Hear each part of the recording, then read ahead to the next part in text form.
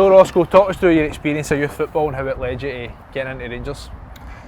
Well, in terms of getting into Rangers, I was quite lucky. So I was at Hillwood Boys Club, played a few games there, and I don't actually know if you know the coach. It was an old guy called Jimmy Hill. Right.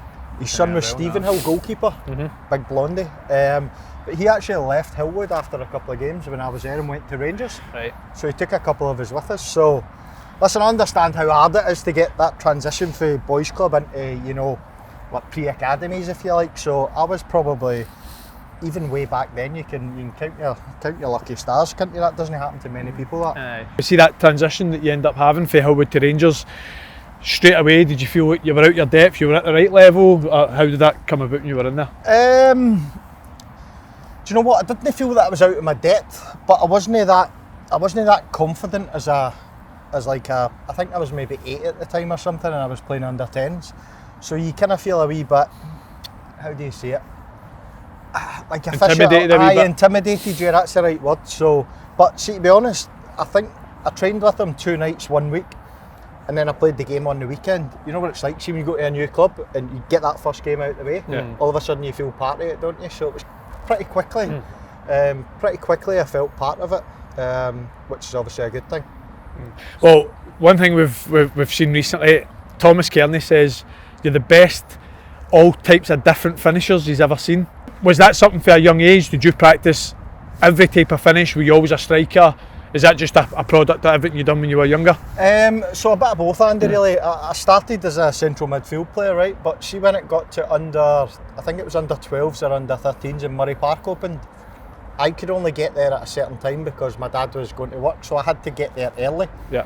So I was in Murray Park probably 2.5, 3 hours before like every other kid would get there, yeah. So I think the good thing is that indoor hall open, so I was in there, and I know people say this all the time, practice, but the free kicks that I scored, the way it, probably left foot and right foot, the way you're able to shift it and hit it, a bit like, I was actually watching something with Defoe the other night, the way he does it, it's just a wee half step and a hit and the keeper's off balance.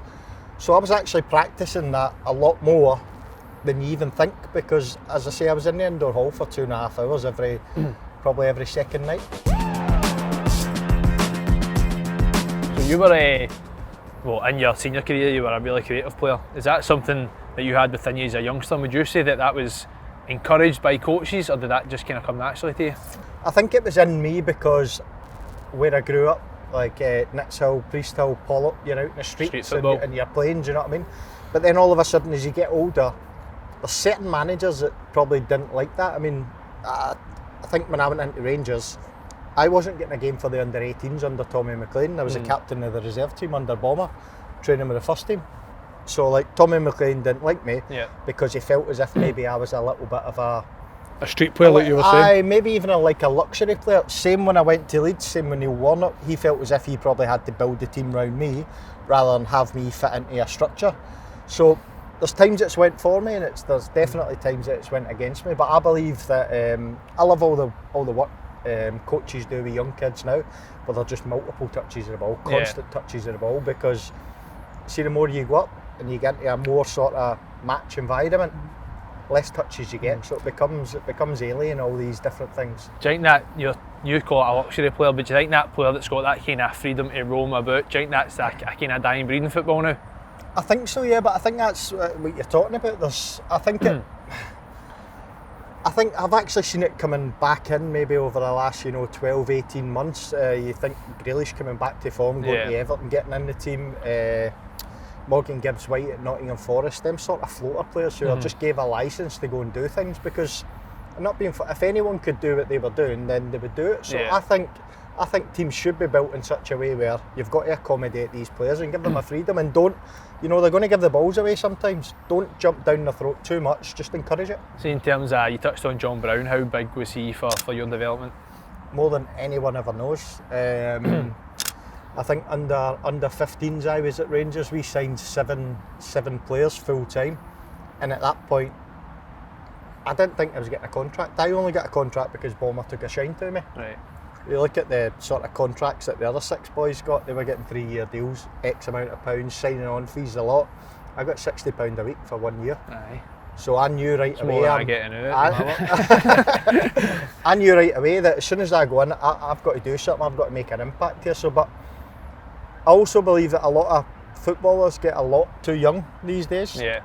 I think it was probably a good thing back then, because if you gave me, like, say 350, 400 quid a week back then from Pollock, who knows what would have happened? Do you know what I mean? It might have maybe went to my head. I might have lost interest in football. So I think me getting that smaller contract off a Bomber gave me that push to, no, I need to up my game here. So that, like you said, your last 6 months, didn't think you were probably going to get a contract. How long for that to your debut for Rangers? And was that just you just gradually getting better and better, and or that come again just come for the help for the coaches? Do you know what you were asking there about Bomber and Mansa was more than anyone will know?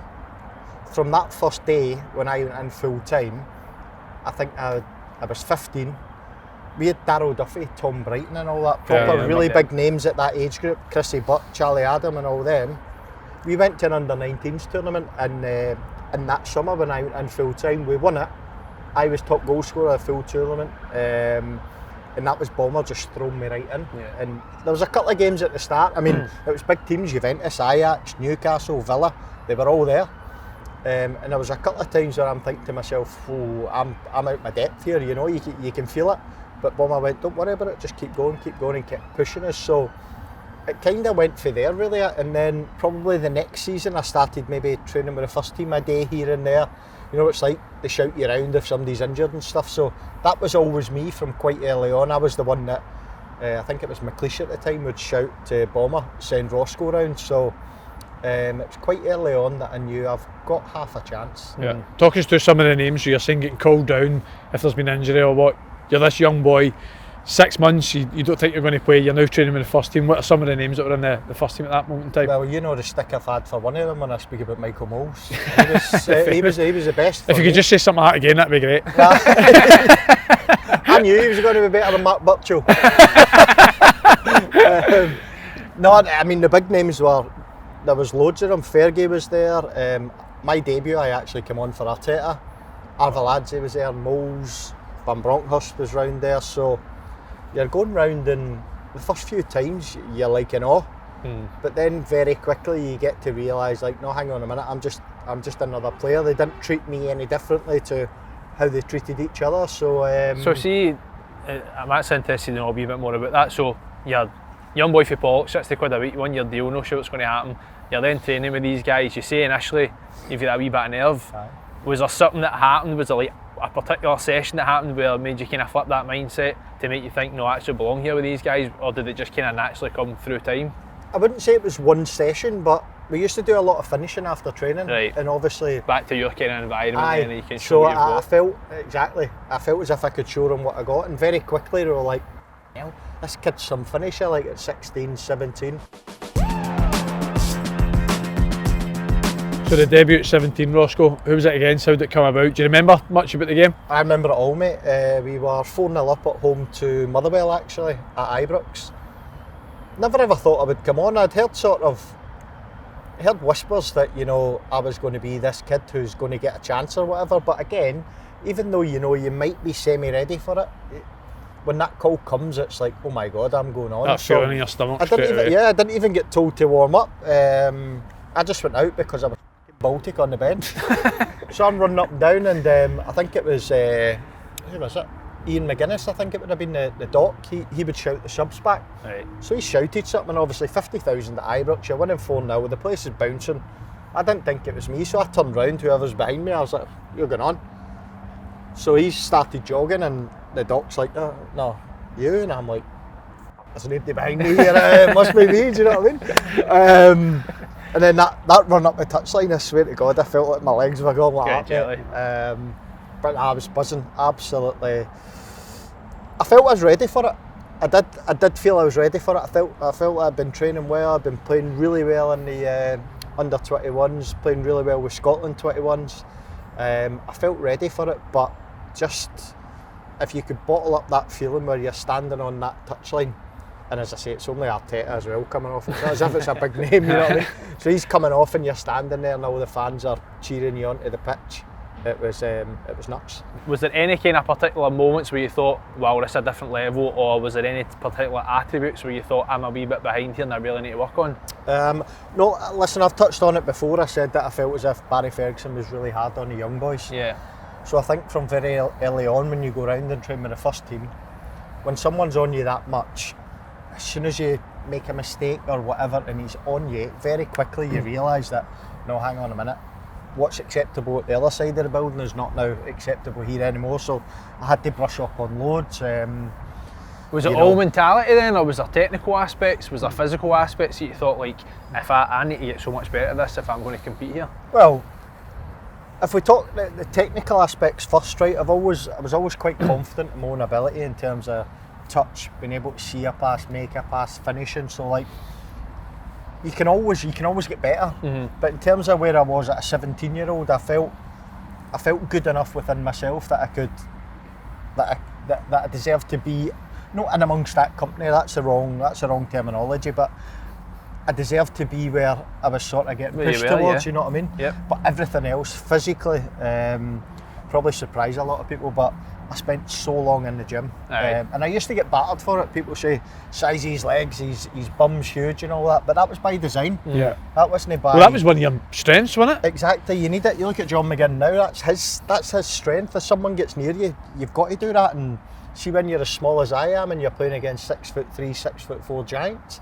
they're going to come through the back of you. So if you can get into a position where you are comfortable, and we've worked on this a lot with like squats and one-legged stuff, if you can get into a position where you're comfortable in one leg, and you know fine well the ball's there, but you can take a hit, and you're not going to topple and stuff. I worked on that constantly with the fitness coaches. And was that just through yourself? So I love the way you're describing that. Was that just through you coming up with that, or did somebody give you that wee bit of advice? Because that's quite a lot to think about for a 17-year-old and an 18-year-old to go into that detail. Well, I think, see, at that point when I was growing up and I was in the sort of under 17s, under 19s, under 18s, whatever it was at Rangers at that time, we had a first team coach called Frank Nuttall, fitness coach. And at that point in time, fitness coach and nutritionists and all the rest of it, they weren't really that big, but he was ahead of the game back then. So he sort of gave you little nuggets and stuff. He watched every single session, and he'd pull you after the session and say, oh, such and such, you know, he gave you a wee nudge and all that. If only we could make you a tiny wee bit stronger and stuff like that.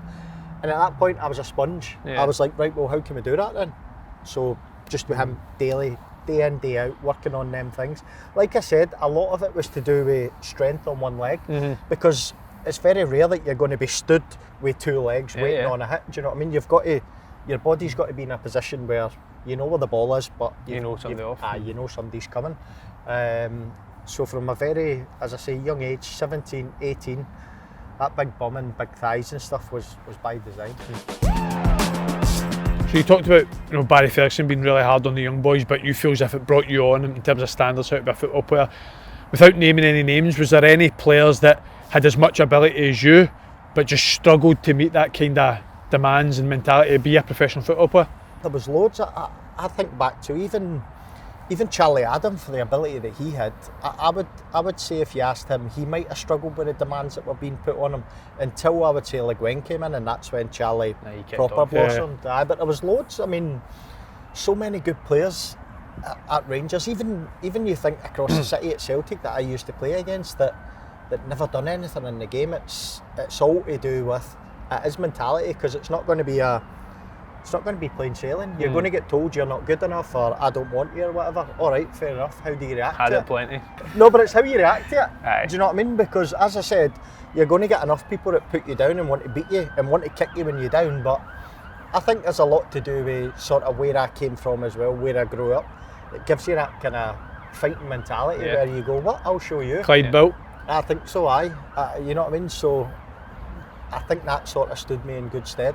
Breaking into the first team at 17 to Champions League squad, how long did that take? Well, I think my debut was the end of one season, and I think I might be right in saying when I scored in the Champions League it wasn't until halfway through, so maybe another 18 months. Yeah. But there's a few things that happened within then. I had a bad injury away with Scotland under 19s, and I probably took a little dip in form as well. So there was loads of things that happened in between, but the Champions League thing, you know, it was a great feeling. It was amazing for me and things like that. But I didn't deserve to be in that squad. I think there was a few injuries and stuff, and it just so happened that we needed a goal, and I was probably next in line.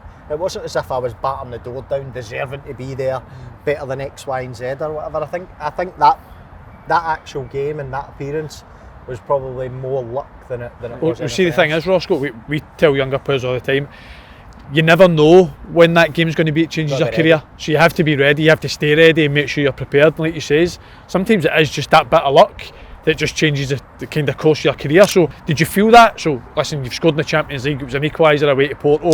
Did you feel, what was your reaction when you got back after the game? You're looking at your phone, was it just in awe what happened? That whole night is just a blur, honestly. I've seen videos, I've heard things about my dad, everyone else out in the street partying, dancing and all that after the goal. My phone was, I've never had the amount of messages or nothing like this before. It was a joke, it was a blur. It was that bad that I didn't even read the messages. I just put my phone down and I was like, take this in. Is this happening? It was surreal. And listen, a lot of people use that sort of term, don't they? It was surreal, you know, I couldn't believe it was happening and stuff. But like I said, when something like that happens to you and you feel as if it wasn't about to happen, it probably feels that little bit more special, more unique. You then play it, you come on that game, you score a really important equaliser. Did the expectation on you totally change from a squad perspective, from a media perspective, from a supporter perspective?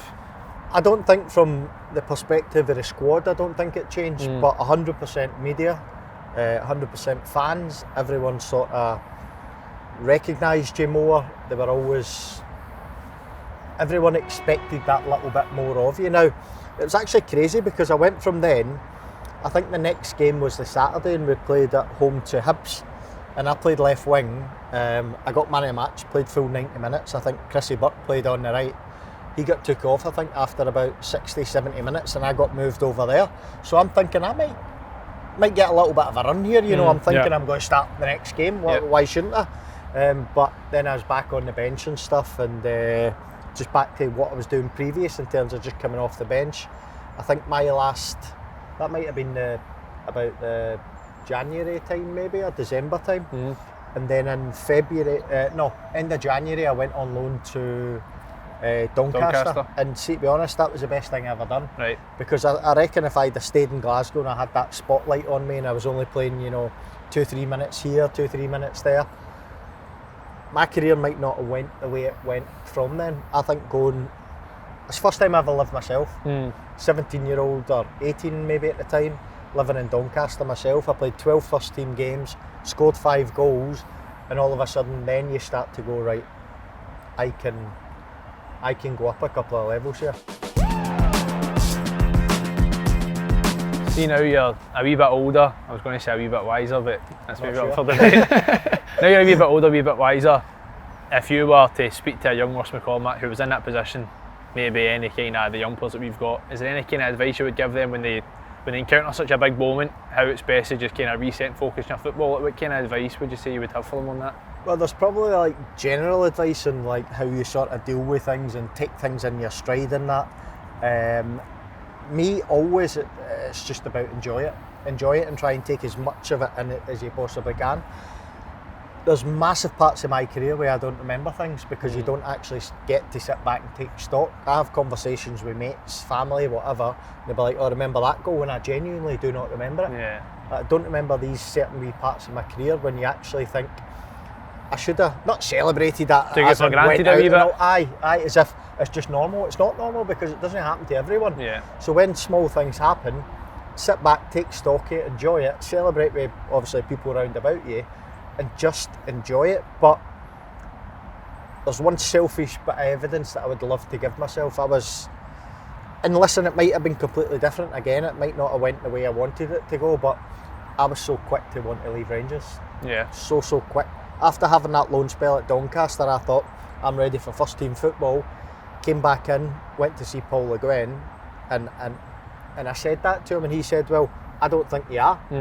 And that was basically the end of it. I just said, well, I want to leave. I've got the chance to go down south. I've got the chance to go to Motherwell. And I pushed it. And looking back, after seeing sort of what happened to even Charlie Adam and that broke through and he was phenomenal. Alan Hutton as well. And then what happens later down the line in terms of going down the leagues and a lot of young boys getting opportunities. I would like to, if I could go back, I would like to have that chance where that conversation didn't happen and I stayed put maybe for a year. So maybe another loan, staying a wee bit patient and then try to bide your time, the opportunity coming. I think 6 months would have been perfect, Andy, probably for the summer to Christmas. Go and get another 15, 20 games if it's down south. I think that was League One, so if I could get to the top end of League One, bottom end of the Championship, 15, 20 games, maybe get a few goals under my belt and then come back. And then if he still doesn't think I'm ready, then have that conversation, but I think I pushed it too soon.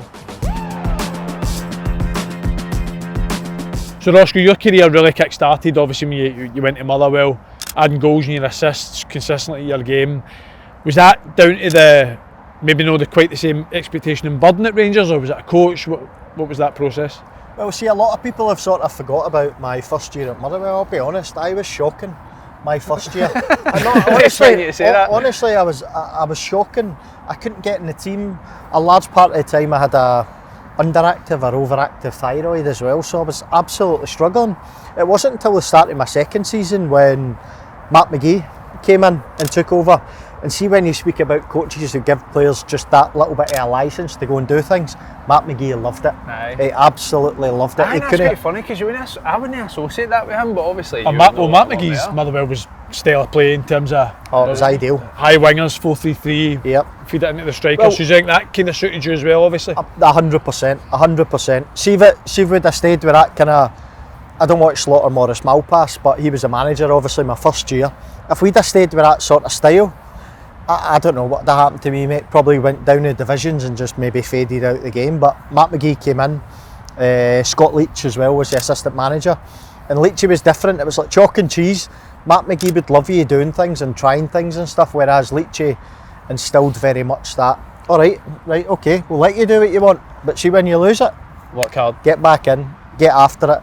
So I had the best of both worlds. And see, for that first 6 months of that second season, I'll be honest, I know, like when I do podcasts and we have a chat and all that, or you sort of play yourself down, don't you? I thought I was incredible that first 6 months.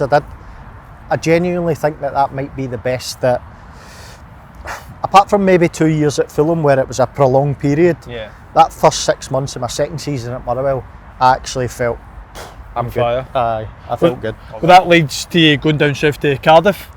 Did you feel again it was another step up in terms of technical ability, physicality? How did you find that jump straight away at the Championship? Well, do you know what? I'll just touch on it. See, after that first 6 months of the second season, I went down to Middlesbrough and I went down to Wigan to meet the managers. I was leaving.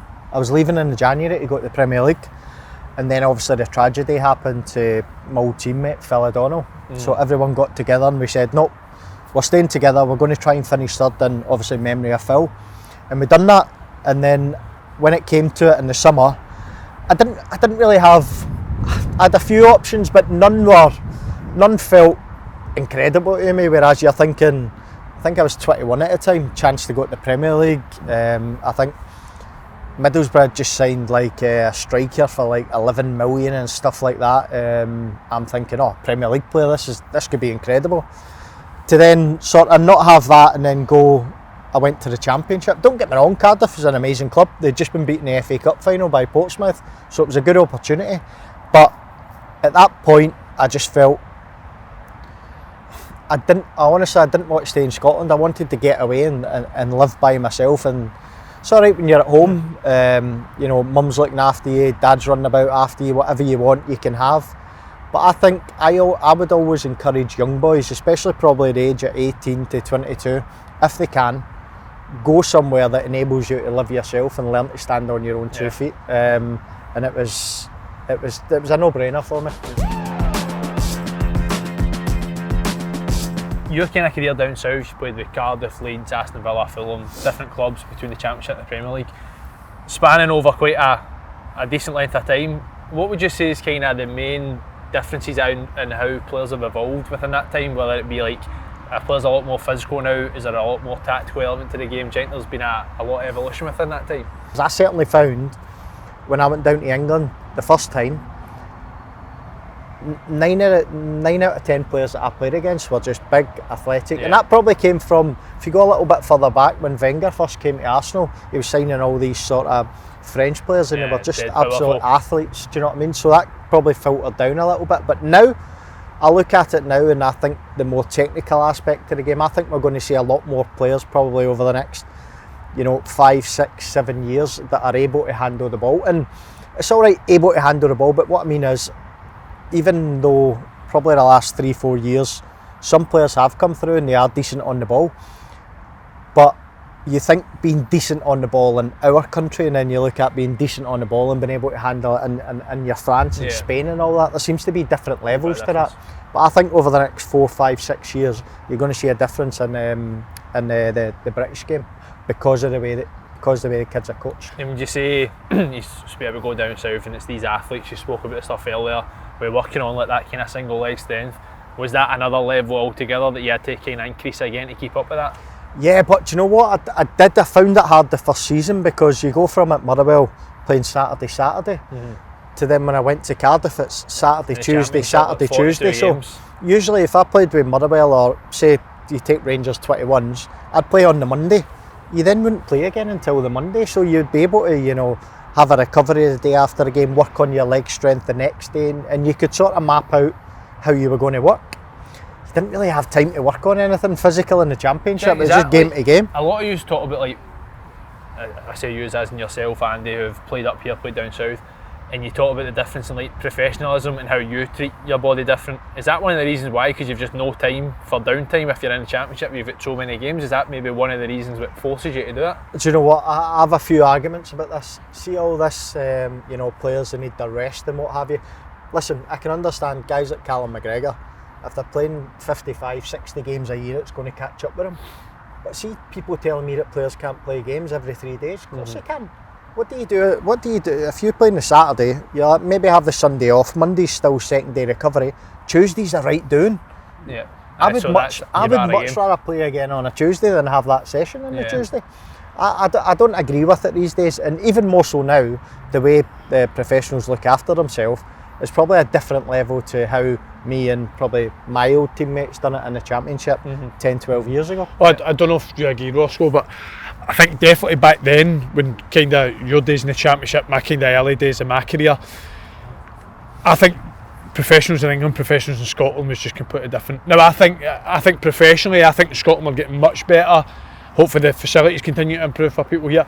But you look at the training grounds that maybe you would have had in England, I'd have had at Middlesbrough back in the days. You've got your ice baths, your pools, your gym, all your recovery stuff. But certainly when I was in Scotland early days, you never had that. So I think that was a big aspect of my transition from Livingston to Middlesbrough. Athletically, it was just night and day, like completely night and day. And again, the levels obviously completely different.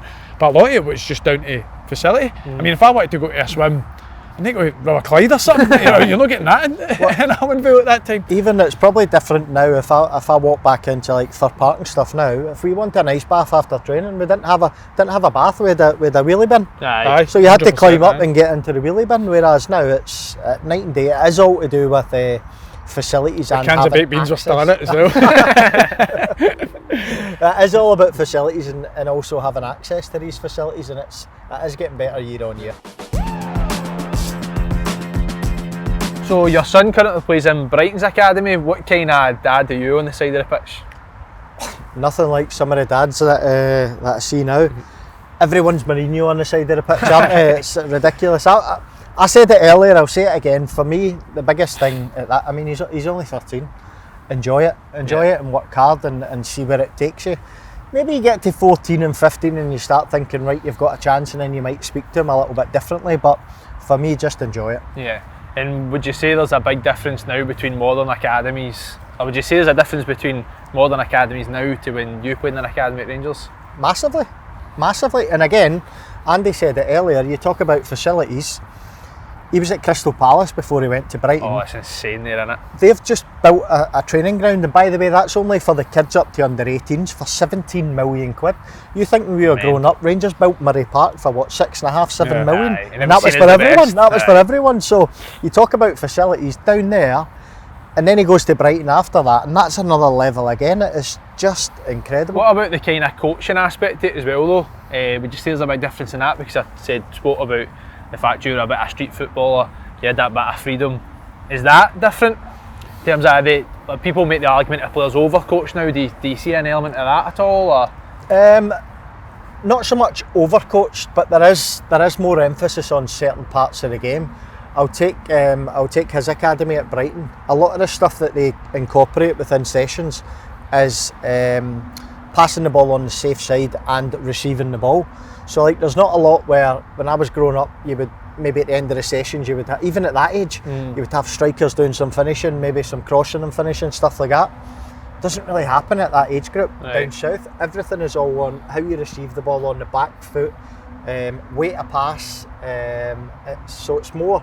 That's why I said earlier about, I believe that in the next few years, certain clubs, depending on how they coach their kids, is going to see the fruits of what they've done over the last 3 or 4 years, because there's some kids in his age group, under 13s, and then you stay behind and you watch the under 14s again, and you're like, when I was 13, they are miles ahead of where I was at that age. Yeah. So you're thinking, if they keep going on that trajectory, when they hit the first team, you're going to have to sit back and go, wow. That was why. I mean, we talk about that here. Obviously, even at a young age, you guys have been at a different level to me. But I think even you agree, because I asked you in particular, I said some of the young kids that we get, I say for the boys that I played with, like, they are far better than what we were at that age. So I asked you because obviously you were at Rangers at that time and you agreed, didn't you? Yeah, 100%. You see some of the stuff that kids do technically now is, I mean, completely night and day. Because I look at us when we were young players.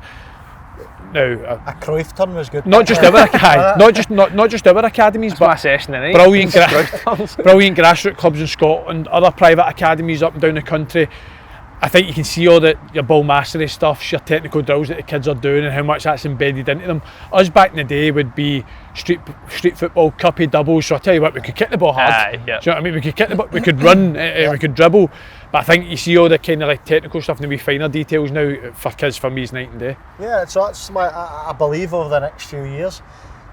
Now, you know what it's like. You still might get maybe that 0 point whatever percent it is that will make it into the first team. But I believe that the ones who do make it into the first team, if you look back and even think players that broke into the first team when you were trying to get in the first team, when I was trying to get in the first team, I think they're going to be in a different level, because they'll have all that stuff that we didn't, as you said, we didn't bother about stuff like that. You play cuppies, do you know what I mean? Or you'd be shooting, or Kirby. Aye, all that. Aye, the ball would be in your hand most of the time. Tic-tac-toe. But do you know what I will say, Rossco, where I think the biggest difference now in terms of where it was better back in kind of your early days in football is, so I'm talking about how good the kids are now, up to maybe the ages of 11, 12, but you just mentioned the difference of when you had 17s football, under 19s football, then under 21s football. That's what we don't have now.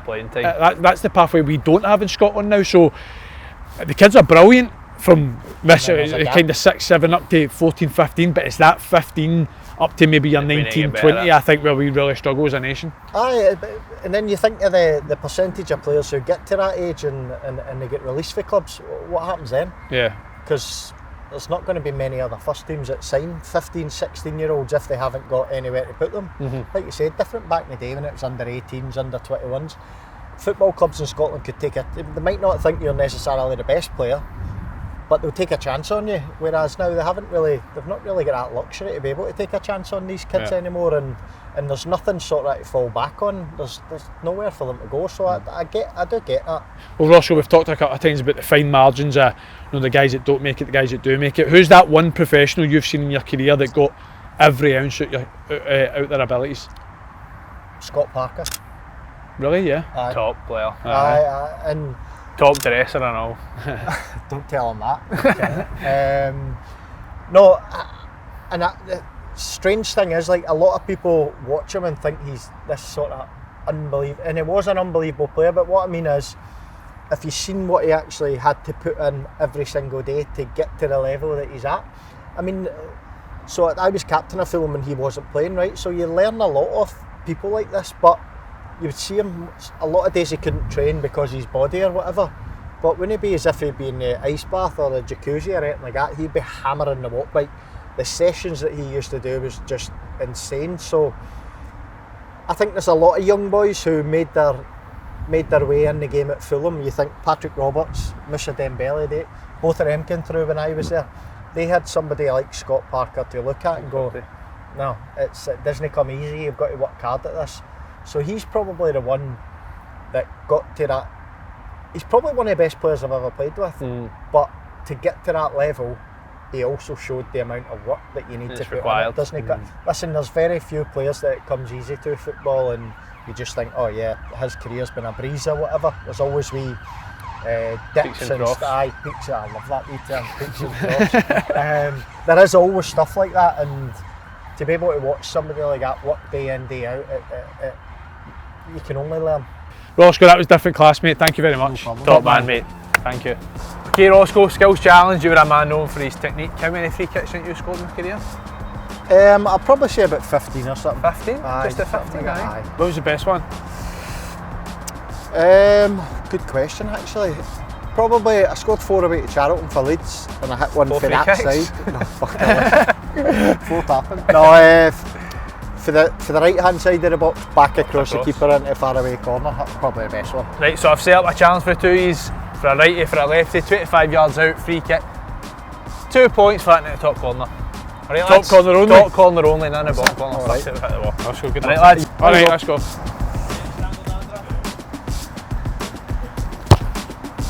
Oh, not a great start. Loads of dip. No, we're no doing bottom corners No here. bad though, no bad though, Rossco. Yes. Oh, shades the post. Love it, it's nice though. More whip. Oi. Going for a knuckleball. Yeah, exact same. Oh! Nah. Right. Oh! Yeah!